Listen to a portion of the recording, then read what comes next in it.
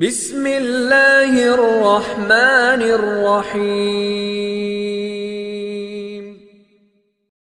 قرآن مجید کا موضوع از اول تا آخر ہے توحید، لیکن وہی کہ تمام حضرات یہ سمجھتے ہیں کہ توحید ایک نظریاتی بات ہے، ایک حقیقت ہے جس پر یقین لانا ہے اور بس، ہے نا۔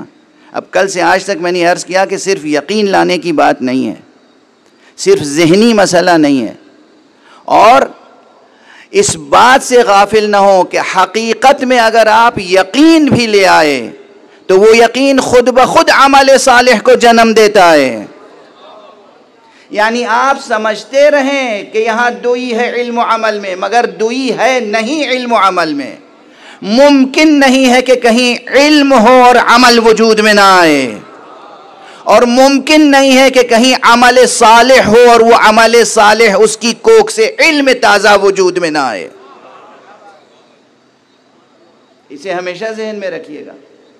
علم اگر آتا ہے تو اس کے نتیجے میں عمل خود بخود آتا ہے، اور یہ ارشاد گرامی طرح طرح سے، یعنی یہ علم اور عمل کی وحدت، علم اور عمل کی وحدت، علم اور عمل کا انسجام، علم اور عمل کا وجودی ربط و تعلق،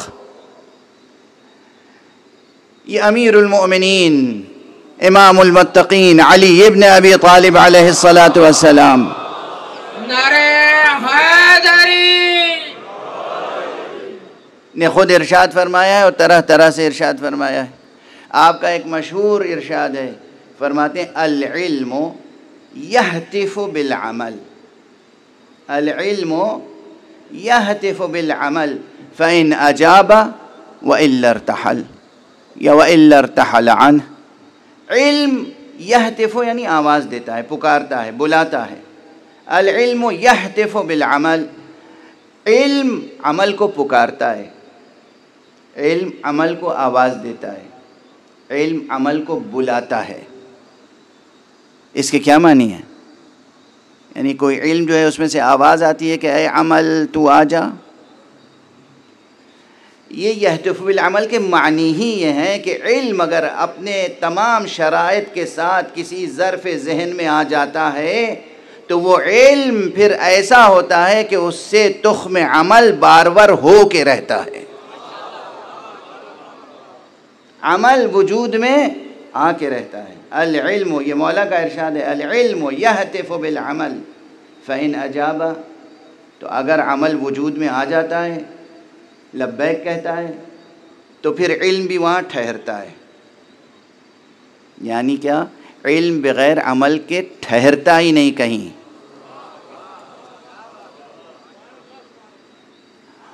وَإِلَّا ارْتَحَلَ عَنْهُ، اور اگر عمل وجود میں نہیں آتا تو علم بھی پھر ٹھہرتا نہیں ہے، گزر جاتا ہے۔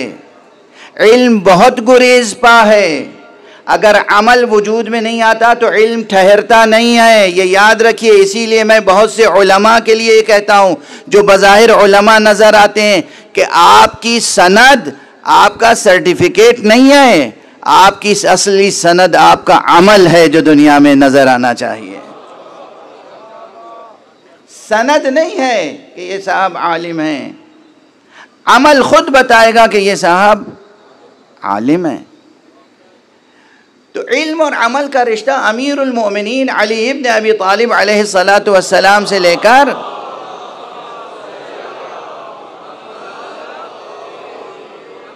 تمام انبیاء نے، تمام ائمہ نے واضح کیا ہے، اور اس میں وجودی رشتہ ہے، اعتباری رشتہ نہیں ہے، وجودی رشتہ ہے، وجودی رشتہ ہے۔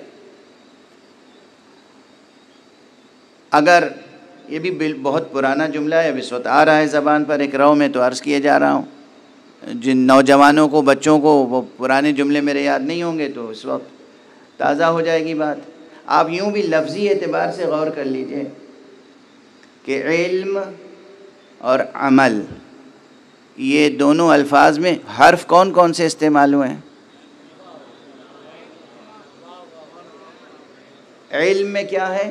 عین لام میم۔ عمل میں کیا ہے؟ عین میم لام۔ حرف تو وہی ہیں، بس ذرا سا ایک حرف آگے اور ایک حرف پیچھے ہو گیا، اتنا ہی ہے نا۔ جیسے آپ کا وجود ہے، آپ کھڑے ہوں تو سر اوپر نظر آئے گا اور یہ گھٹنا نیچے نظر آئے گا، اور اگر آپ بیٹھ جائیں تو یہ گھٹنا سینے کے قریب نظر آنے لگے گا، سر پھر بھی سر بلند رہے گا۔ ایسے ہی دونوں لفظوں میں عین سر بلند ہے،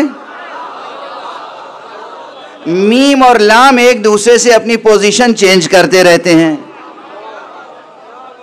واضح ہوئی بات؟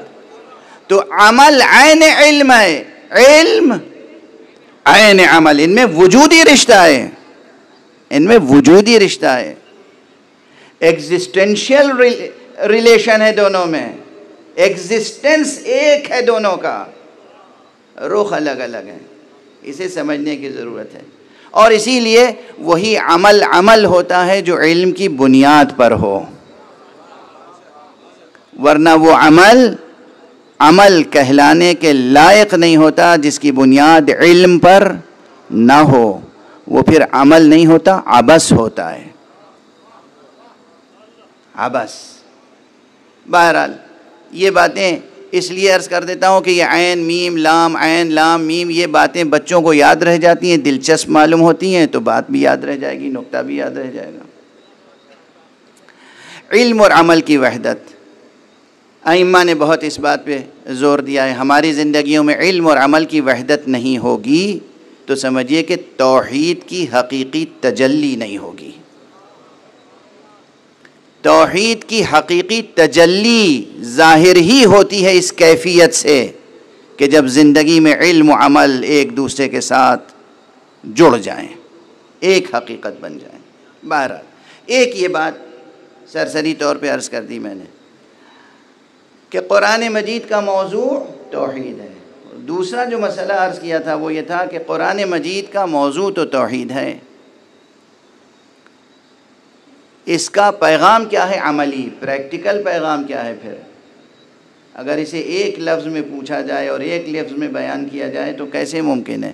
چونکہ قرآن مجید نے شروع سے آخر تک کتنے احکام دیے ہیں، نماز پڑھو، روزہ رکھو، حج کرو، عمرہ کرو، زکوٰۃ دو، خمس دو، صدقات دو، یتیم پروری کرو، بیواؤں کی سرپرستی کرو، معاملہ کرو تو صاف کرو، تولو ناپ تول میں کوئی ذرہ برابر تم بے انصافی نہ کرو، فیصلہ کرو تو عدل و انصاف کے ساتھ کرو، نکاح کرو تو کیا آداب ہونے چاہیے، طلاق دو تو کیا آداب ہونے چاہیے، موت آئے تو وصیت کرنا واجب ہے، اگر مال دنیا چھوڑ کر جا رہے ہو تو وصیت کرنا واجب ہے، اگر تمہارے پیچھے ورثہ کے علاوہ کچھ اور رشتہ دار محروم ہیں تو ان کے لیے وصیت کرنا ضروری ہے، وصیت کر کے جاؤ۔